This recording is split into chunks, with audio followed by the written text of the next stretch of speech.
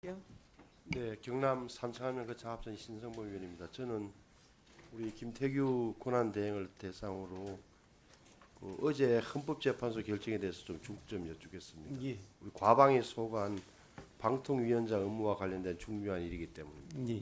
어제 결정문을 제가 받아서 통독을 했습니다. 그러니까 결국은 모든 문제의 출발점은 헌법재판소 재판관 9명 가운데 3명의 임기가 10월 17일 모레 종료된 데서 발생합니다.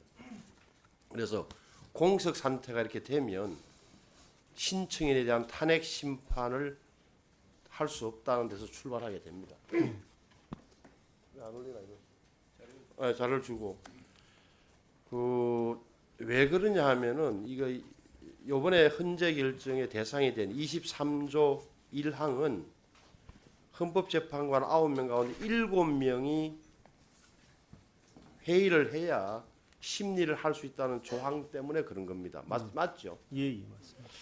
이렇게 되면 이렇게 되면 재판 외에 그러니까 재판 외의 사유, 재판에서 나온 증거나 이런 게 아니라 외부 요인, 갑자기 임기가 종료됨으로써 3명 때문에 재판 절차가 정지되고 이렇게 되면 피청구인 그러니까 청구의 신속한 재판을 받을 권리가 제한된다는 거고 이렇게 해서 또 뒤에도 나옵니다.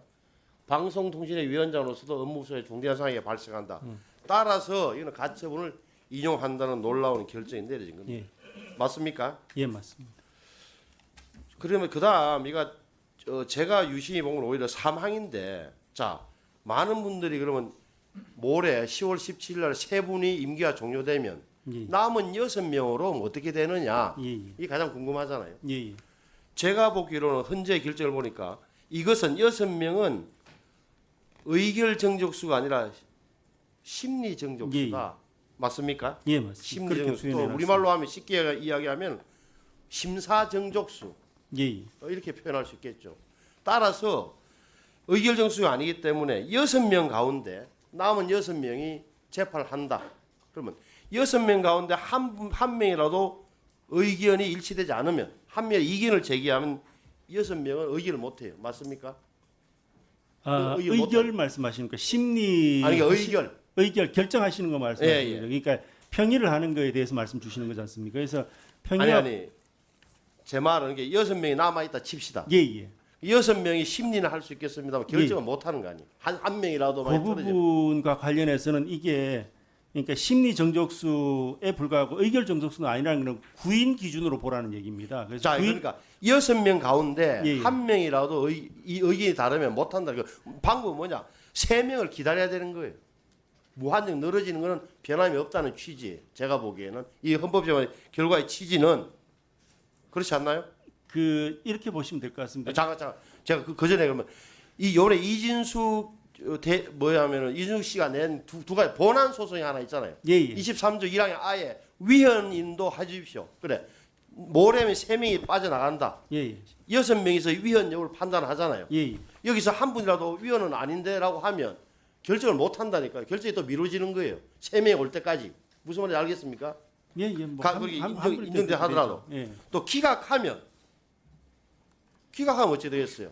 기각하면 이미 기본권이 침해된 이후이기 때문에 회복도 안 돼. 이런 문제가 발생하는 거다. 이런 거예요. 우리가 본안 소송도 이진숙 씨가 제기했던 사실 잊어서는 안 돼요. 가처분 외에 본안 소송. 이렇게 되면 헌재 중에서 제가 중요한 부분을 지적하고 있는데 임기제를 두고 있는 우리 법제에서 임기 만료로 인한 퇴임은 당연히 예상되는 것인데 되는 것임에도 재판 공석의 문제가 반복하여 발생하는 것은 심각한 문제다라고 헌재 결정을 지적하고 있어요. 그러면 이 사람들이 또다시 9명이서 전원이 합의한 게 뭐냐? 7명 이상이 출석해야만 사건을 심리할 수 있다고 하면 적어도 7명이 안 될 경우에도 대비했어야 되는데 아무 조항이 없다는 거예요. 왜? 직무대행조차 없다.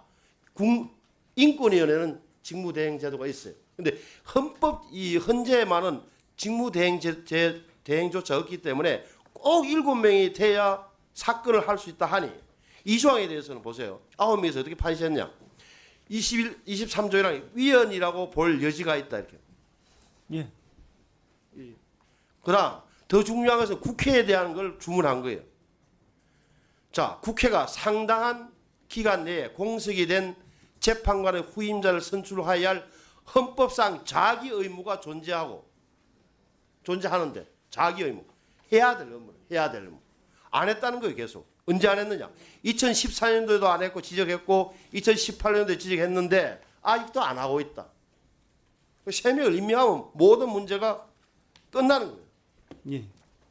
그래서 저는 다시 이게 어제 헌법재판소의 중요한 내용 중에 하나가 국회에 대한 저는 경고라고 봐요. 주문이자 경고예요. 3명 빨리 임명해 주십시오. 예. 법을 이렇게 만들어 놨으니 예. 잘못하면 우리가 이거 위헌으로 땅땅땅 할 수 있습니다라고 경고한 거예요. 예. 전 판사 입장에서도 법 논리가 맞습니까? 일단 그 방금 말씀 주신 것처럼 비록 이러한 가처분 결정이 있었다고 하지만은 그래도 3인의 재판관이 충원이 돼서 9명 체제로 운영되는 것이 바람직하다는 부분에 대해서 이론이 있을 수 없을 것 같습니다. 지금 9명 가운데 어제 9명이 다 전원 일치를 했는데 보십시오. 예. 지금 문재인 대통령이 임명한 사람, 김명수 대법원장이 임명한 사람, 이런 분들까지 다 이 9명이 요 부분에 일치한 거예요. 무슨 뜻이냐? 첫째, 지금 현재 헌법재판소는 도저히 운영이 안 되겠다는 판단 하나. 또 하나는 국회가 하는 걸 보니까 이 3명, 내 후임자 3명, 요번에 이 사람 언제 할지 모른다라고 해서 예. 이게 녹아 있는 게 저는 이거라고 봐요. 예. 그러면 이 공원이 이제 국회로 넘어왔는데 지금 볼라치면 언론 보도를 보면 남은 3명에 대해서 여야가 각각 1명씩 추천하고 1명은 여야 합의로 선출하면 대통령이 임명하는 구조인데 이렇게 되면 지금 언론 보도 보면 민주당에서 다수당이기 때문에 절대 다수당이기 때문에 2명을 임명해야 되겠다. 뭐 그 부분에 대해서는 제가 뭐 국회에서 결정하실 부분이라서 제가 나서서 말씀드리는 건 옳지 않은 것 같고요. 그리고 지금 그 정족수 부분과 관련해서는 그 만약에 6인 체제이라고 하더라도 6인 전부 다가 인용을 한다면은 인용은 효력이 있는 걸로 해석이 될 것 같습니다. 예.